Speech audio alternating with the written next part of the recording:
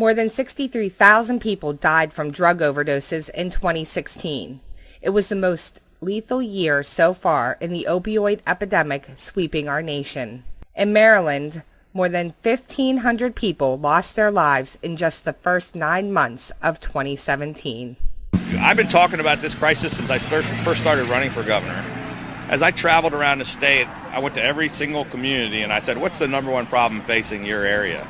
And almost every place I went, people said heroin and opioids was the number one problem. From here in southern Maryland to western Maryland, the Eastern Shore, the suburbs, and inner cities, Governor Larry Hogan says the opioid epidemic continues to rage across the state. It was one of the first things I did was to create an emergency task force that came up with recommendations on what we could do about it. We implemented nearly all of them.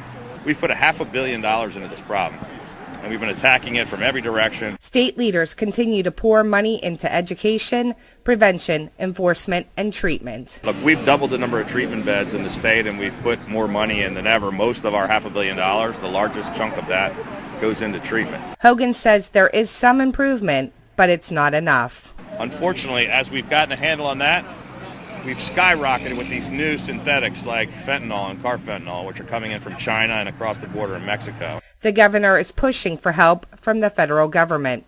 Last week, I was in Washington urging the federal government and the Senate to take action to try to help us with funding and to do something about stopping these terrible drugs from coming into the country.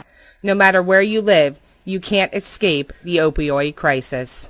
But we're continuing to fight it every day, and it's a very, very difficult problem. But I can't imagine how bad things would have been if we hadn't taken all the steps that we've been taking for the past 3 years. In Leonardtown, Joy Shrum, TheBayNet.com.